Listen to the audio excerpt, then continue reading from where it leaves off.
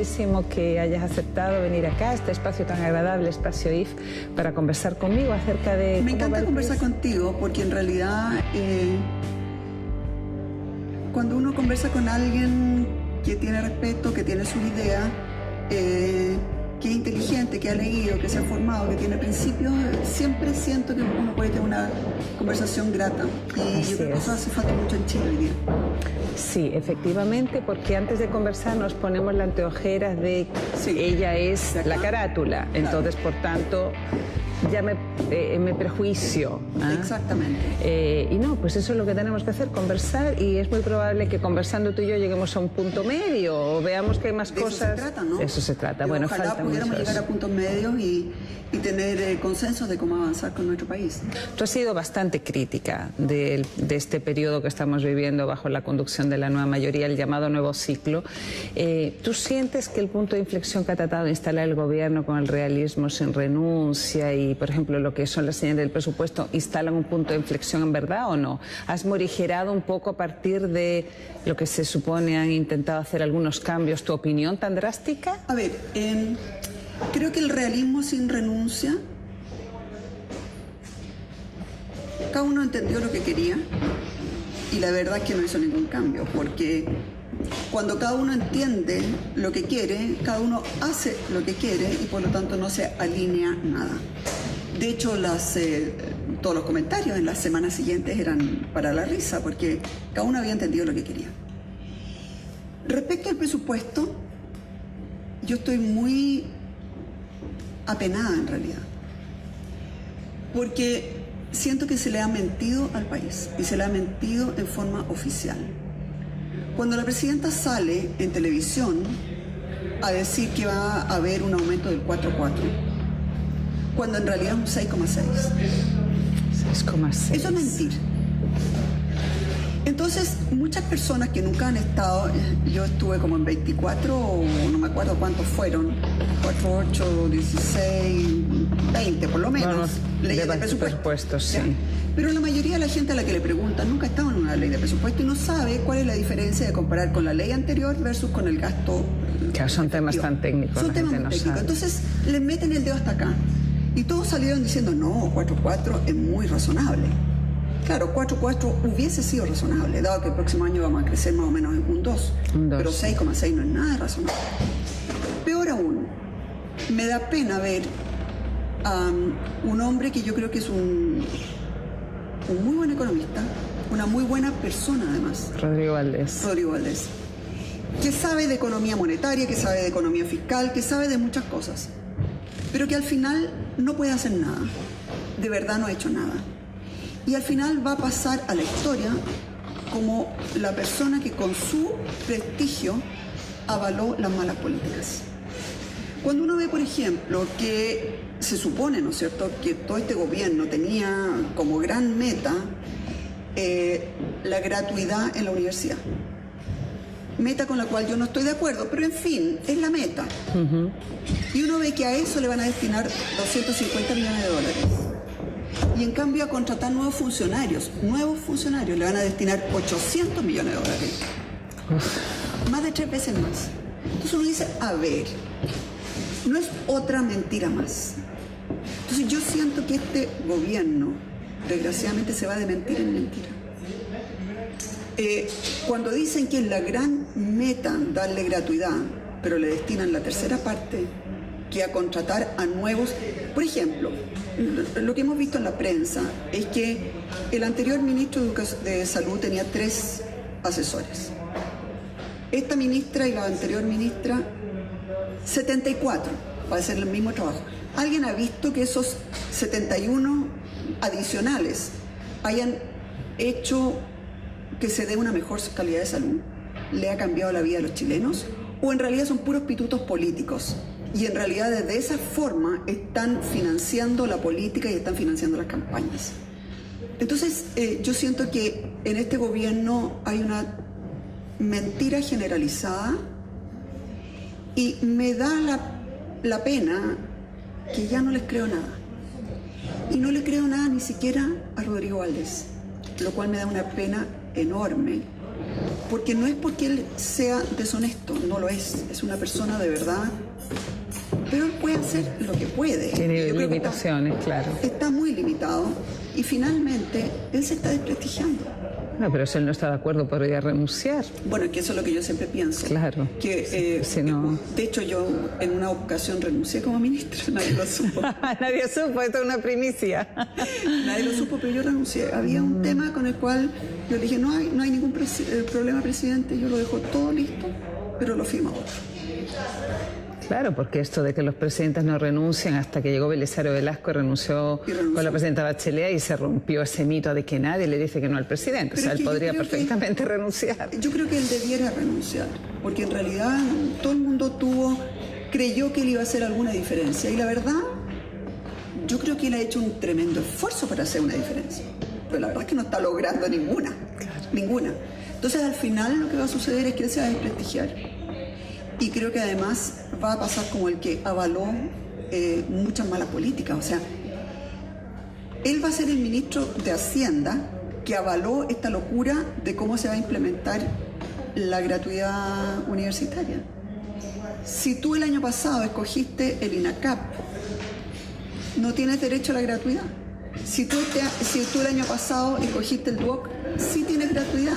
¿Y qué sabías tú el año pasado si tenías que elegir el DUOC o el INACAP? Claro, efectivamente. ¿Cómo puede ser eso razonable? Claro, dicen el que tiene fin de lucro no tiene fin de lucro, pero la persona que optó por ello no se ve injustamente perjudicada. Y además puede haber un instituto muy re malo que no tenga fines de lucro y el INACAP es muy bueno. Claro. Y recordemos una cosa. La FIFA no tiene fines de lucro. Sí. La FIFA es sin fines de lucro y mira cómo se ha robado. Sí.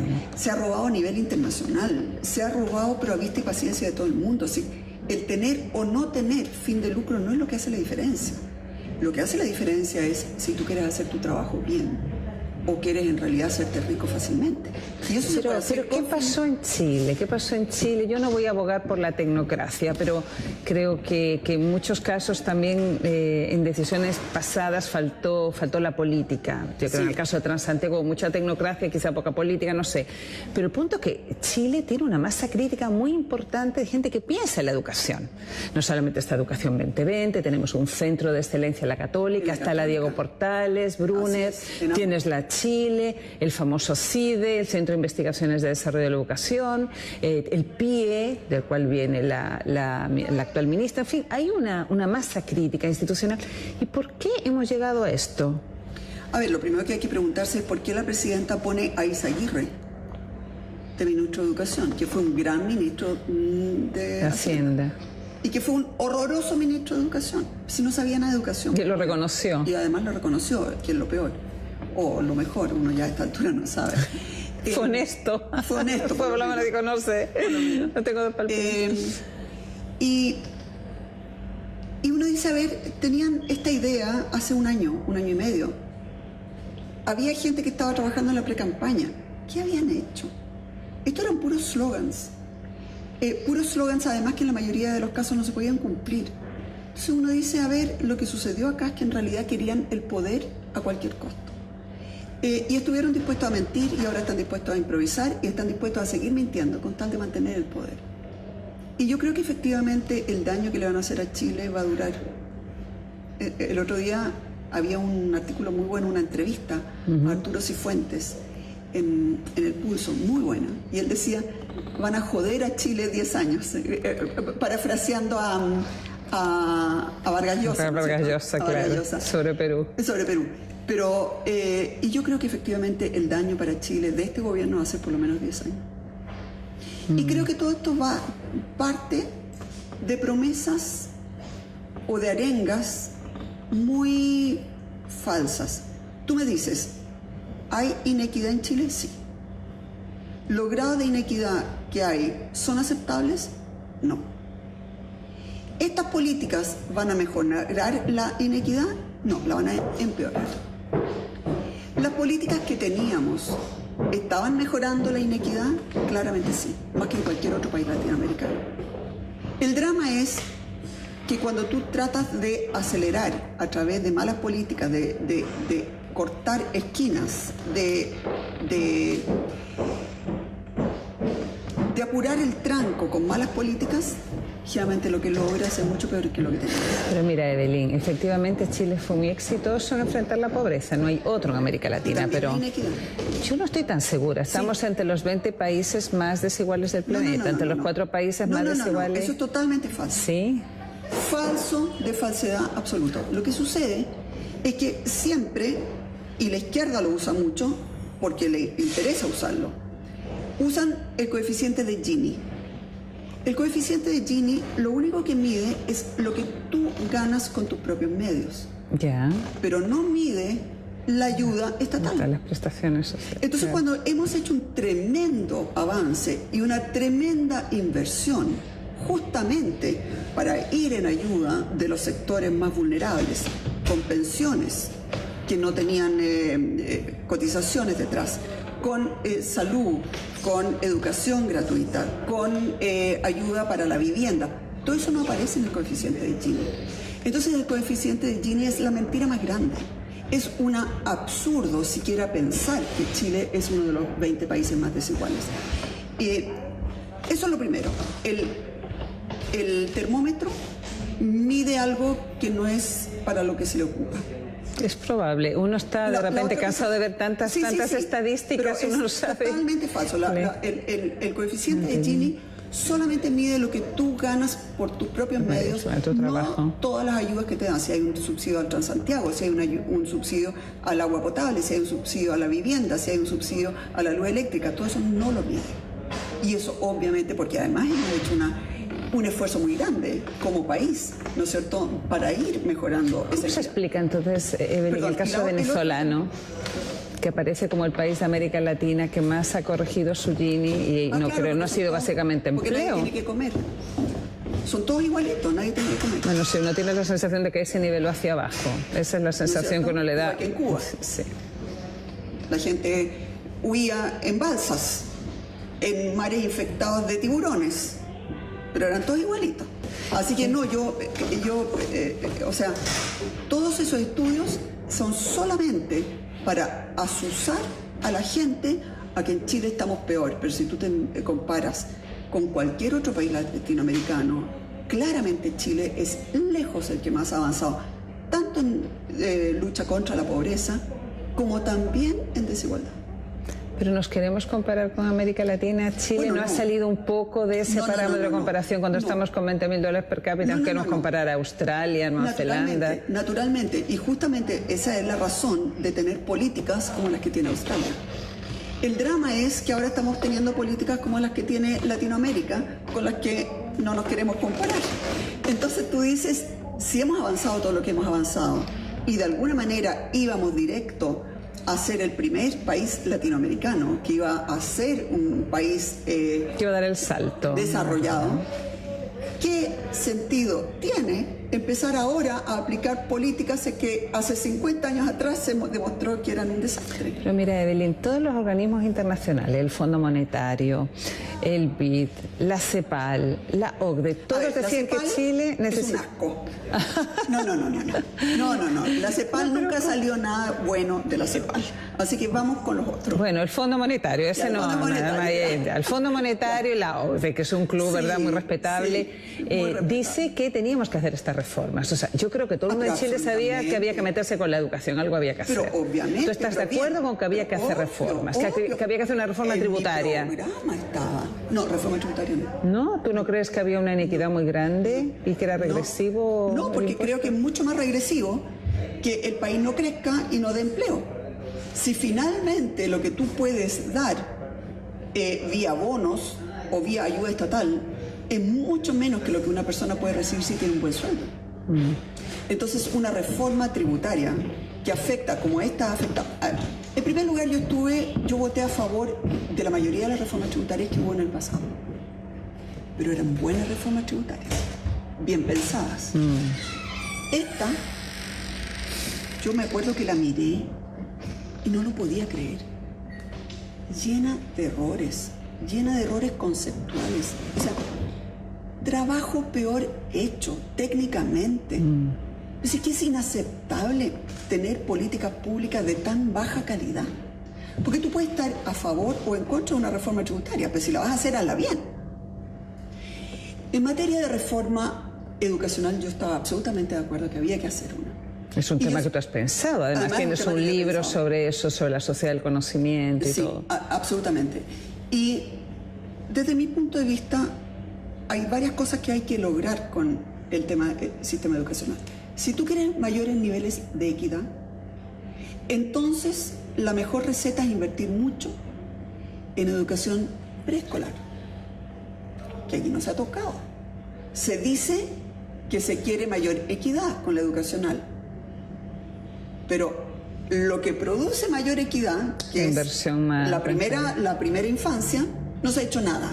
¿Qué opinión te merecía a ti el Chile Crece Contigo del primer mandato de la presidenta Bachelet? Siempre lo he apoyado, públicamente. Porque fue un programa bastante estelar, fue un programa bastante estelar, pero se quedó chico.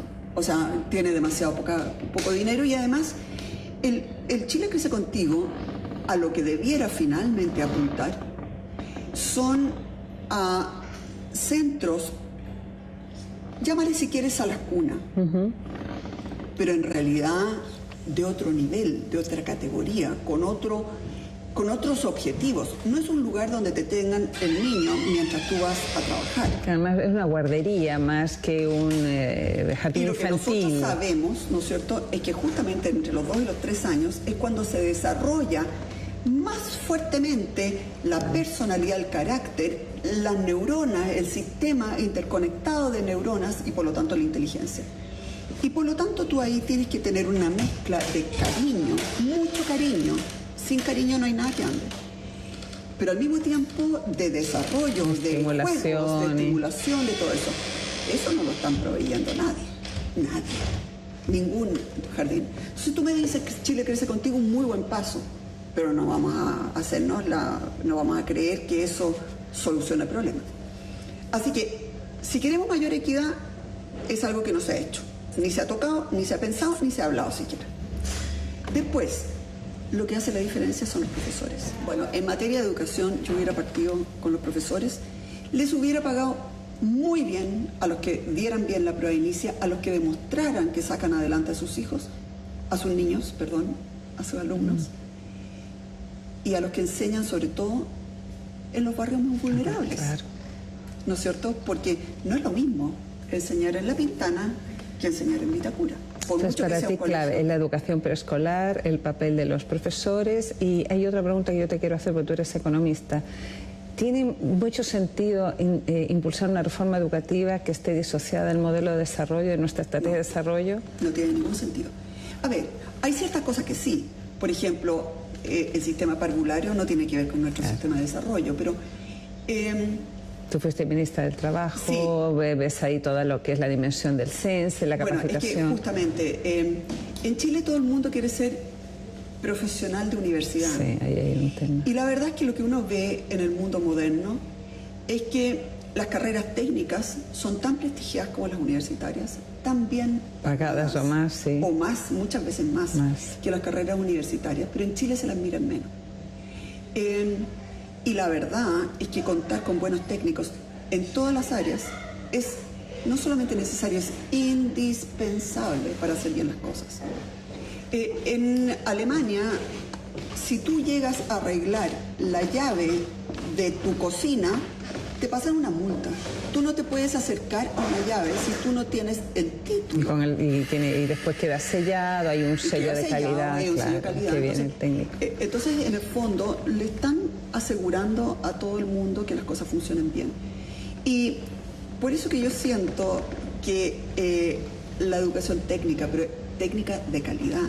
Yo me acuerdo que me fui por 2 días a Berlín y asistí a estas escuelas. Los laboratorios, son los alucinantes, profesores que tienen, son una cosa... Sí, pero así funciona todo bien. Entonces tú dices, Alemania puede pagar muy buenos sueldos a sus trabajadores, muy buenos sueldos, y aún así tiene bajo desempleo. ¿Por qué?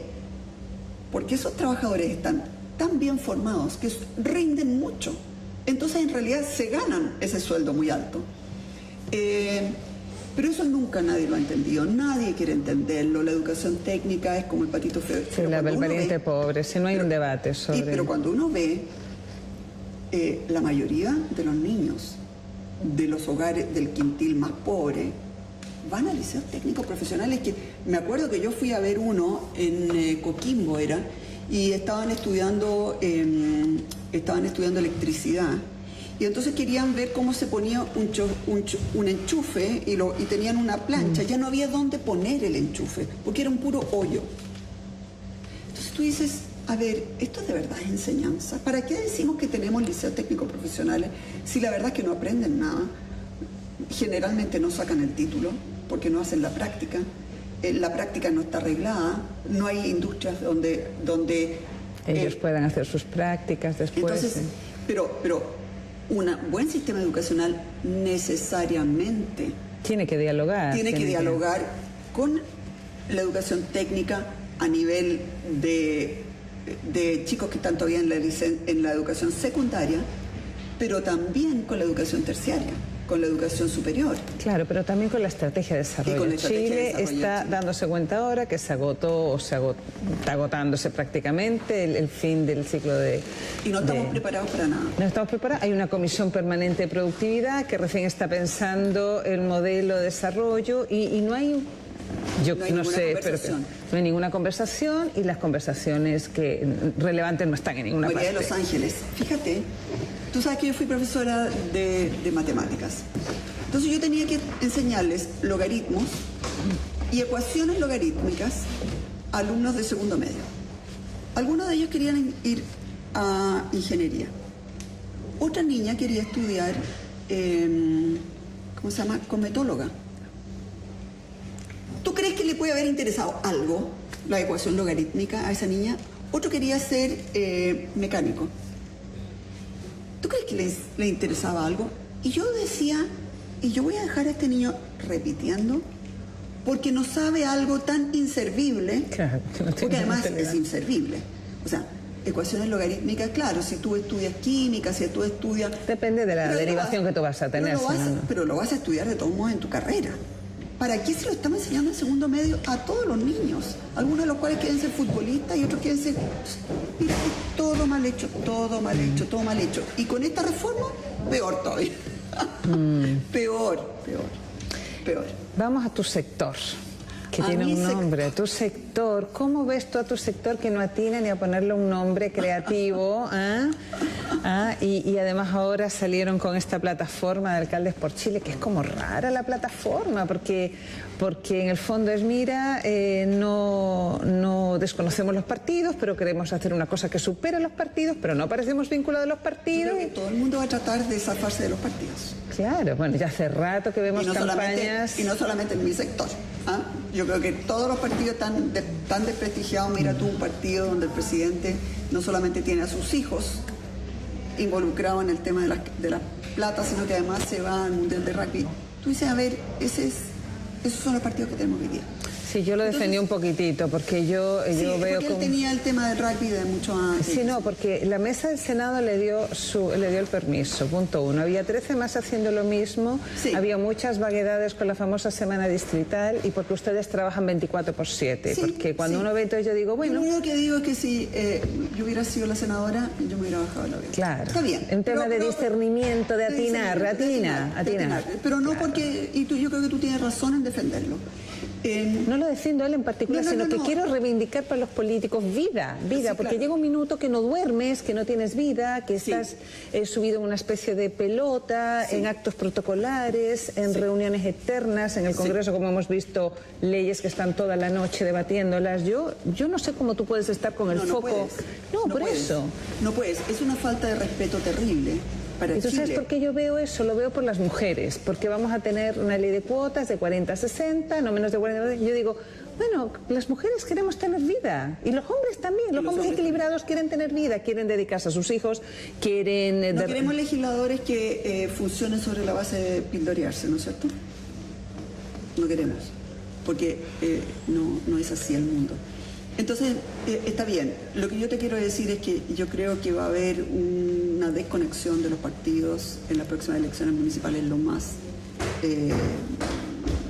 amplia que hay. Pero no quiero escabullir el tema de mi sector. Yo creo que la UDI lo hizo muy mal con todo este tema del cuestionamiento de las platas en la política. Yo no estoy diciendo que el partido tenga que echar a nadie, ni tenga que descalificar a nadie, pero sí creo que cuando tú estás haciendo un daño al partido, lo mejor es dar un paso al lado. Uno, no el partido. Es muy duro porque si el partido te echa y después resulta que no te condenan porque te echó. Pero sí yo creo que hay un respeto de uno si uno se metió en algo que puede ser injusto o justo. O sea, ni siquiera estoy yendo al fondo del asunto. Pero creo que el dar el paso al costado es algo que en Chile se da muy poco. ¿Dar un paso al costado de tu función parlamentaria? No, de la función parlamentaria no, pero sí del partido. ¿No es cierto? Bueno, y todo este tema de cómo se abordó me pareció que no estuvo bien. Creo que Renovación Nacional lo abordó mucho mejor, Evópolis también. Ahora, lo que a mí me alegra y rescato y me llena ya de un poco de más tranquilidad es que están conversando. Están conversando. Algo tan sencillo, tan básico como decir, a ver, ¿qué quieres tú? ¿Qué quiero yo? ¿A dónde vamos? ¿Quiénes quieren ser candidato presidencial? Que lo digan. ¿Quiénes quieren ser candidatos a alcalde? Vamos.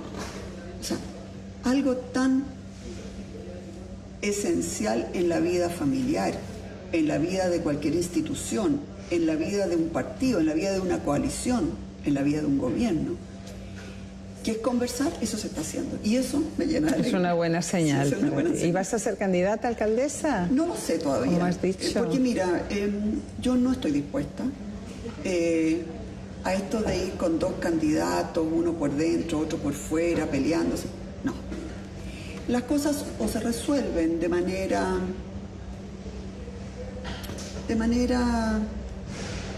saludable, de manera honorable, o mejor me quedo en lo que estoy haciendo este año. Estás muy entretenida. Vamos a hablar de mujeres. Tú has sido muy drástica en tu juicio al ejercicio de liderazgo de la presidenta. Sí. Dices que le falta don de mando, en fin. Y lo asocié con el manual del dictador. Cuando hablo del manual del dictador. Tú dices que a ella le falta a lo mejor algo que debería tener, que es más una conducción, si tú quieres, más firme, más de golpear la mesa. No. ¿No? No es el estilo. No es el estilo ya. Es el objetivo. Yo no... A ver, cuando el líder debiera estar rodeado de varias personas que piensan, ¿no es cierto? Inevitablemente, cuando tú tienes muchas personas que piensan, van a haber diferencias. ¿Qué es lo que uno se imagina como líder? ¿Cuál es la función del líder? Primero, el líder tiene que saber hacia dónde quiere ir. Segundo, tiene que escuchar a cada uno con sus argumentos. Tiene que ver si dos personas que se están peleando, a lo mejor se están peleando por ego, pero en realidad piensan lo mismo. Claro, no por algo sustantivo. No por algo sustantivo, sino que además algo que a lo mejor se puede compaginar o barajar. Amalgamar, claro, sí. Amalgamar. Y una vez que los ha escuchado todos, tiene que tomar una decisión y comunicarla. Vamos a ir para tal parte, por tal y tal razones. Tiene claro estos peligros que tenemos que tratar de sortear, pero creo que es la mejor forma de llegar a estas cosas. Ella no decide. Ella, cada vez que van a tener un cónclave, sale con algo tan esotérico como realismo sin renuncia, que cada uno lo interpreta como quiere. Claro, pero que tiene una coalición tan diversa que también, si tú bajas mucho la línea, obviamente, claro, tienes que moverte en esas aguas procelosas para poder mantener... Está bien, sí. Yo eso lo entiendo. Sí.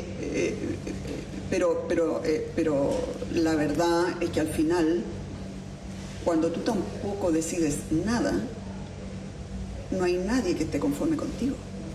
Claro, y en la presidencia de la República, yo siempre digo, es la institución, el alfa y el omega. No puedes esperar, no puedes delegar en otro allá afuera. No puedes delegar en nadie más. Entonces, cuando yo digo que le falta don de mando, lo que estoy diciendo es que le falta señalar el rumbo, le falta cortar el queque, le falta tomar la decisión y transmitirla en forma clara. Yo no creo necesariamente que haya un estilo masculino y un estilo femenino. Hay un estilo donde tú logras que tu equipo te siga y haga las cosas y se hagan con alegría, con eficiencia y con eficacia, o no lo logras. No, yo ya estoy decantando por el liderazgo situacional, que tú puedes desplegar habilidades más asociadas a los hombres o a las mujeres, pero claro, enfrentando la coyuntura que tengas. Pero también las habilidades más ligadas a los hombres o más a las mujeres, depende. Si tú estás con un grupo de chiquillos de 15 años, 40 de ellos en clase de matemática, tú despliegas otra forma de liderazgo y de relacionarte que si tú estás con 5 personas de 30 años, cada uno con un doctorado. O sea, la presidenta parece que estacionó su caída. Por ahora. Por ahora. Y en caso de que eso no suceda, ¿qué más podría hacer ella? ¿Qué más podría? Ya cambió el gabinete, el corazón de su gabinete, el comité político, ha hecho muchos cónclaves, la comisión Engel, porque un presidente va teniendo recursos para recuperar la iniciativa política. ¿Qué más podría hacer? Yo no estoy preocupada de qué es lo que ella haga o no haga, yo estoy preocupada de que de verdad está destruyendo a Chile. Yo lo único que ruego es que no siga destruyendo a Chile, nada más. ¿Qué es lo que ella haga o no haga, que recupere o no recupere? La verdad es que no es mi problema. Que recupere o no recupere popularidad. Sí. No, lo único que yo pido es que no siga destruyendo Chile, porque, a ver, tú, como te digo, tú puedes estar a favor o en contra de una reforma tributaria, pero por favor que la hagan bien. Yo estoy a favor de hacer una reforma educacional, pero lo que han hecho es un bodrio. Un bodrio. O sea, Carlos Peña no es de derecha. Y el artículo que escribió en contra de esta forma de llevar adelante en la ley de presupuesto, además que la cantidad de dinero que le están dedicando es una migaja. Es una migaja. Y por lo tanto yo creo que el próximo año, cuando la mayoría de la gente, estudiantes de familias vulnerables, se den cuenta que no tienen gratuidad. Porque se habla de 200.000 familias que van a ser beneficiadas por esto. ¿Cuántas no van a ser beneficiadas? ¿Y que sienten que van a ser beneficiadas? ¿Y tú crees que se van a alegrar más los que fueron beneficiados o se van a estar más enojados? Claro, porque se sienten discriminados. Claro, tú lo que haces es más dividir, por eso. La apuesta, entiendo yo, de la nueva mayoría es decir, cuando esas familias sienten que en el espacio del presupuesto liberan para otros gastos, porque ya no tienen que seguir pagando educación, serán conversos. ¿Y los otros que no? Bueno. ¿Los que fueron a INACAP en vez del BOC? ¿Van a ser conversos? ¿Conversos de qué? Y son muchos más los que estando dentro del 50% no van a recibir que los que sí van a recibir. Pero ¿cómo salimos de esto? Aparte de que tenemos un Congreso sumido en un manto de sospecha, en estos días vemos que se va a tener que designar al fiscal nacional, hay todo un debate, ¿verdad?, acerca de si los parlamentarios que están siendo objeto de investigación deberían incidir o deberían tomar parte en la designación o no, tenemos los problemas que tenemos, ¿verdad?, la designación del Contralor. ¿Cómo ves tú que salimos de esto? Porque algunos quisieran reeditar los acuerdos de los 90, pero el acuerdo popular está estigmatizado. Inmediatamente la prensa habla de la cocinería. A ver, yo creo que una cosa es un acuerdo de cocina, de una reforma tributaria mal hecha, a la cual se le pone urgencia, y entonces se reúnen de urgencia en la casa de alguien a ver cómo sacamos esta cosa adelante. Que yo creo que absolutamente estigmatizado y bien estigmatizado por lo demás. Distinto que tú empieces ahora, pero con gente que ahora no está en el gobierno, porque yo creo que con este gobierno no hay nada que conversar, o sea, nada. Esa es mi gran pena. Porque hay un cierre total. ¿Tú sientes total. Que no hay... yo no le creo nada a nadie en este gobierno, nada. O sea, creo que... ¿Burgos? ¿No? Sí, pero Burgos no manda. O sea, yo con él conversaría al tiro. Y con Valdés también. Y con Pacheco también. Pero tú al final no sabes qué va a pasar. O sea, al final te toman la palabra y van a hacer cualquier otra cosa.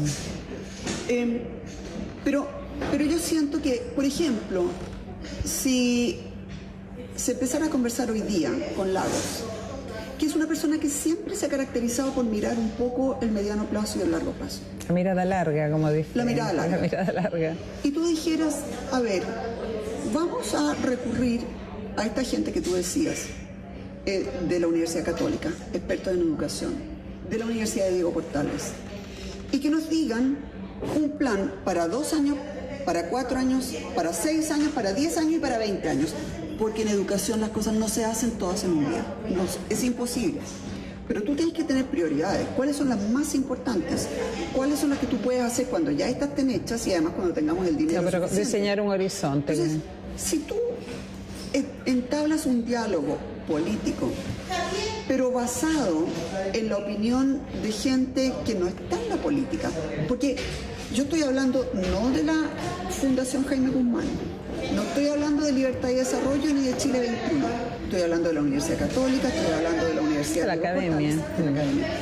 Entonces, si tú sobre esa base de estudios de gente experta, pero con la política llegas a ciertos consensos, yo creo que la gente en Chile va a gritar aleluya.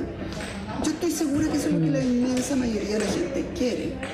Y creo que hay gente en Chile como para hacerlo, una Mariana Elwin, un Jorge Burgos, claro que fuera del gobierno, un Ricardo Lagos, creo que incluso un Meo, Piñera. Yo creo que son todas personas que pueden conversar. Y creo que deben conversar. Y creo que nadie lo miraría con sospecha, sino que todo el mundo lo miraría con alivio. Una iniciativa de esa naturaleza. Pero es la presidenta la que tendría que llamar a una cosa así. Sí, esto no se puede pero esto no se puede autogenerar por... Yo creo que lo debieron autogenerar. Una cuestión de generación espontánea, dices sí, tú. No, yo creo que debieran juntarse Piñera, Lagos y alguien más. Dice, a mí siempre me encanta Salaquet. ¿Cómo se llama? José Salaquet, sí. Estoy diciendo el nombre de él porque, claro, si estuviera vivo hubiera dicho Edgardo Benninger, ¿ya? Pero de ese tipo de personas. Y que yo creo que debieran sentarse, probablemente sin publicidad, y empezar a mirar esta mirada, de tal manera que a cualquiera de ellos que le toque gobernar o que le toque apoyar a un gobierno, haya algo que sea ya más consensuado, que esté mejor estudiado, que sean políticas públicas, que no vayamos después en la quinta, como tú decías. La quinta, España, como en España, la cuarta quinta. En la quinta reforma educacional, donde tú finalmente terminas peor que antes de la primera. ¿Sabes una cosa, Evelyn? Esto de la improvisación, del eslogan, no, parece que no es algo tan general en este gobierno, pero sí aparece asociado a las reformas emblemáticas, porque uno ve que en el área de la energía, el ministro de Energía ha logrado diseñar algo distinto. El otro día presentaron, yo lo vi en la prensa, una hoja de ruta, y parece que él involucró a todos los actores del sector y parece que es una hoja de ruta. Yo por lo menos no veo a los medioambientalistas gritando a cada rato por la prensa. Yo creo que él los incorporó. Y a nadie. Y nadie, y todo el mundo está... Y tú sabes para dónde va Chile en materia de matriz energética. Ese es el punto. El drama es que todas las reformas que más inciden en el futuro, porque la energía es muy importante, pero francamente es un poco menos importante que hace 5 años atrás, porque hoy día está bajando el precio del petróleo, porque está bajando el precio del gas natural, porque hay el shale gas, porque, sí. En fin. Entonces tú dices, qué bueno que se esté abordando en forma seria, pero tú me dices, ¿es una de las áreas más importantes? No. Entonces, ¿por qué en las áreas más importantes pusieron a gente tan inepta? Perdón, no, me equivoqué. Yo no puedo decir que sea gente inepta. Eran ineptos para el cargo, que es distinto. Sí, claro. Porque Izaguirre, yo no podría decir que es una persona inepta, es una persona que fue un gran ministro que sabe mucho de economía, aunque parece que ahora lo olvidó todo, pero en fin, pero lo hizo bien como ministro de Hacienda, pero peor no lo pudo haber hecho como ministro de Educación, dicho por él. O Arenas como director de presupuestos. Lo hizo bien como director de presupuestos, por eso, claro. y como ministro de Hacienda, bueno, está muy bien en la CEPAL. Estudiando en perspectiva comparada en las reformas fiscales. Pero claro, sí, bueno, esa es una de las características del líder también, escoger a las personas más leales, pero más capaces, no solamente leales. Cuando estábamos hablando de liderazgo femenino y de liderazgo masculino, una de las cosas que me llamó la atención en la presidenta es que fue tan poco femenina en la forma de nombrar su gabinete. de espalda con todos los partidos. Los humilló públicamente a todos los partidos y a todos los presidentes de los partidos. Se enteraron ahí, mientras estaban jurando, quién salía y quién se quedaba.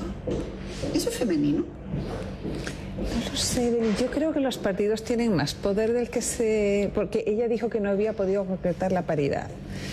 Dijo ese día, y después en una entrevista al diario El País dice, es que ella le pidió listas a los partidos y le mandaron listas con las mujeres de siempre, que habían sido ministras antes. Estoy hablando del cambio de gabinete. Ah, ahora sí, tú no del primero. Allá. El primer gabinete no tengo bien claro cómo lo hizo, pero en el cambio de gabinete, o sea, eso podría estar en el manual del dictador, cómo cambias el gabinete. O sea, de femenino no tuvo nada. De conversación no tuvo nada, de respeto no tuvo nada. Entonces tú dices... el liderazgo más dialogante como que no se ve por ninguna no se ve por claro. ningún lado. Claro. Y tampoco, y tú viste que uno de los ministros tuvo que salir a los 3 días, o una semana. Sí, 20 días, que es lo mismo, en Sonsa. A quien además le tengo harto cariño y respeto, ahora no debió haber sido nombrado ministro, que es distinto. Entonces tú dices, efectivamente, ella como líder no ha escogido bien a las personas que ha puesto en los liderazgos. Pero creo que ella siempre ha visto si la persona es leal a ella, antes que preguntarse si lo va a hacer bien en el puesto. Ah, pero eso dice Maquiavelo, leales y capaces. Leales y capaces, pero ella se preocupó del primero nomás. Claro. De leales. Si tú vas haciendo que muchas de las políticas que tenemos sean políticas de Estado, más que una política de la mayoría de turno, creo que Chile es totalmente posible y vamos a ser el primer país desarrollado y podemos hacerlo y creo que podemos tener un país del cual todos nos sintamos orgullosos, pero eso requiere un grado de diálogo que hoy día no existe. No existe. Y creo que la responsable de que no existe es la presidenta. Bueno, volvemos al peso del régimen presidencial, la figura presidencial. Pero han habido otros presidentes y ella misma cuando fue presidenta la primera vez que tuvo otro estilo. Así es, la misma persona que puede tener estilos así tan que no, distintos. Es cierto que el sistema presidencial tiene demasiado peso acá, pero yo creo que aquí hay un tema de estilos, de personas o de personas en determinadas circunstancias que son los que echan las cosas a perder y creo que ella está echando las cosas a perder. Quedan pero 2 años todavía, a lo mejor puede pasar algo, ¿no? ¿Tú crees que ya no va a pasar nada? No, bueno, pero nos vamos a quedar con el mensaje optimista. Con el mensaje optimista, porque yo creo que eso es...